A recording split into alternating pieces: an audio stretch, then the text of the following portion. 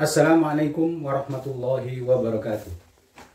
Alhamdulillah haqqa hamdi wasyukrulillah haqqa syukri wassalatu wassalamu ala ashrafi wa imamil mursalin wa ala alihi wa ashabihi wa man tabi'ahum bi ihsanin ila yaumiddin, amma ba'd. Qala Allah ta'ala fil Qur'anil Karim, Rabbi shrah li sadri wa yassir li amri wahlul 'uqdatam min lisani yafqahu qawli.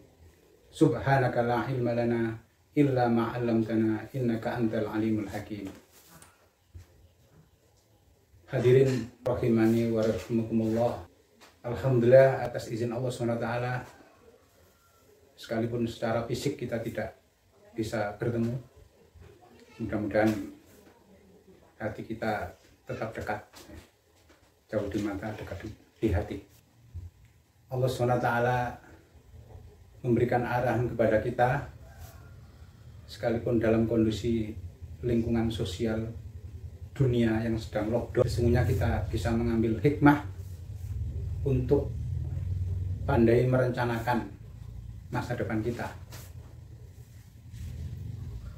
Ilmu manajemen pernah mengatakan, barang siapa yang tidak pandai merencanakan masa depan sama dengan merancang untuk membuat lubang kehancurannya sendiri. Ali karamallahu wajhah berkata, "Man kana yaumuhu mithla amsihi fahuwa khasir, wa man kana yaumuhu khairan min amsihi fahuwa rabih, wa man kana yaumuhu syarran min amsihi fahuwa halikun wa mal'un." Barang siapa yang hari ini sama dengan hari kemarin, sesungguhnya dia merugi. Dan barang siapa yang hari ini lebih baik dari hari kemarin, maka dia robih, beruntung. Dan barang siapa yang hari ini lebih jelek dari hari kemarin, maka dia mal'un, terlaknat, halik, hancur. Dari nasihat Ali bin Abi Thalib karamallahu wajhah ini bisa kita pahami bahwa seorang mukmin seharusnya terampil untuk merencanakan masa depan agar hari esok lebih baik daripada hari ini. Allah SWT juga memberikan arahan kepada kita dalam surat Al-Hasyr ayat 18. Ya ayyuhalladzina amanu taqullaha wal tandur nafsum ma qaddamat lighad wattaqullaha innallaha khabirum bima ta'malun. Wahai orang-orang yang beriman, bertakwalah kalian kepada Allah, dan hendaklah masing-masing jiwa memperhatikan apa yang dipersiapkan untuk hari esok. Dan bertakwalah kepada Allah, sesungguhnya Allah Maha mengetahui atas apa yang kalian kerjakan. Yang kita pahami dari ayat ini adalah bahwa titik tolak di dalam merancang masa depan adalah dengan berbasis ketakwaan. Ayat ini dimulai dengan takwa dan diakhiri dengan takwa pula. Oleh karena itu, di dalam merancang hari esok, merencanakan masa depan, titik tolaknya adalah takwa kepada Allah Subhanahu wa Ta'ala. Seorang ulama memberikan resep pada kita untuk melaksanakan 5M di dalam merencanakan kehidupan ini.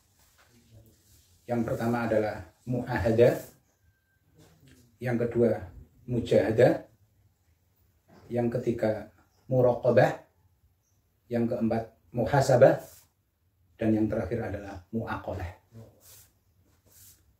Yang pertama mu'ahadah. Seorang mukmin selalu mengingat perjanjian terhadap Allah sebelum dirinya menjadi janin. Ketika di alam arwah masih berupa imateri, belum berupa jasmani. Allah SWT berjanji dengan roh kita di dalam surat A'raf ayat 172. Wa id akhadha rabbuka min bani adama min duhurihim dzurriyyatahum wa asyhadahum ala anfusihim qalu bala syahidna. ketika Allah SWT mengeluarkan anak cucu Adam dari tulang rusuk mereka.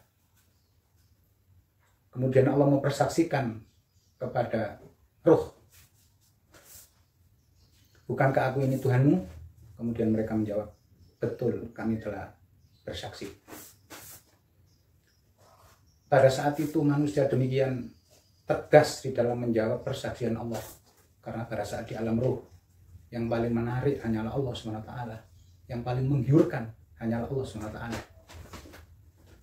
Tetapi ketika lahir ke dunia ini, kita lupa dengan kontrak tauhid tersebut. Kita tidak menyadari bahwa saham yang terbesar untuk diri kita adalah hanya Allah SWT. Karena pada saat hidup di dunia ini banyak tandingan-tandingan Allah, bahkan yang abstrak maupun yang konkret dengan berbaju teknologi komunikasi. Inilah yang menjadikan manusia kebanyakan ghafilun, lalai, lupa terhadap janjinya kepada Allah SWT. Oleh karena itu Allah SWT memberikan tarbiyah kepada kita secara rutin untuk menguatkan janji-janji tersebut yang direfleksikan dalam sholat 5 waktu sehari semalam. Di dalam surat Al-Fatihah kita mengatakan di hadapan Allah SWT, iyyaka na'budu wa iyyaka nasta'in. Hanya kepadamu lah kami selalu beribadah, dan hanya kepadamu lah kami selalu mohon pertolongan. Jadi pada surat Al-Fatihah ini Allah mendidik kepada kita untuk menonjolkan pengabdian kita, pelaksanaan kewajiban kita sebelum kita memohon pertolongan. Kita mendahulukan kewajiban daripada hak. Tidak kita balik, iyyaka nasta'in wa iyyaka na'budu. Hanya kepadamu kami minta tolong, baru hanya kepadamu kami selalu beribadah. Tidak demikian. Karena seorang mukmin yakin bahwa siapa saja yang konsisten, komitmen dalam melaksanakan kewajiban, pasti mendapat isti'anah, pertolongan dari Allah SWT. Kemudian kita juga diingatkan dengan pernyataan kita, qul inna sholati wa nusuki wa mahyaya wa mamati lillahi rabbil alamin. Allah berfirman dalam surat Al-An'am 162. Qul, katakanlah, inna sholati, sesungguhnya sholatku, wa nusuki, segala bentuk pengabdianku, wa mahyaya, hidupku, wa mamati, dan matiku, lillahi, hanya milik Allah, rabbil alamin, Rob sekalian alam. Itu adalah langkah awal di dalam merencanakan masa depan kita agar lebih baik. Yang kedua, mujahadah, bersungguh-sungguh di dalam melaksanakan sebuah kewajiban. Karena kita yakin dengan sungguh-sungguh ini, maka Allah SWT akan memberikan rusda, petunjuk. Allah SWT berfirman dalam surat Al-Ankabut ayat terakhir, surat ke-29, walladzina jahadu fina lanahdiyannahum subulana wa annallaha lama'al muhsinin. Dan orang-orang yang bersungguh-sungguh mengerahkan segala potensinya, pikirannya, tenaganya, fina, menuju kami, lanahdiyannahum, sungguh kami Allah benar-benar memberikan hidayah kepada mereka, subulana, jalan-jalan menuju kami, wa innallaha lama'al muhsinin, dan sesungguhnya Allah akan bersama orang-orang yang berbuat baik. Ini yang harus kita kuatkan. Apabila tekad sudah kuat, jujur, maka jalan menuju keberhasilan akan semakin tampak. Demikianlah yang dikatakan oleh pujangga Arab, idza saddaqal azm waddahas subul. Jika tekad sudah lurus, benar, bersih, maka jalan-jalan menuju keberhasilan semakin sukses. Mujahadah, inilah yang harus terus kita pelihara, sehingga semakin serius kita di dalam mendekatkan diri kepada Allah, maka Allah akan menyambut keseriusan kita.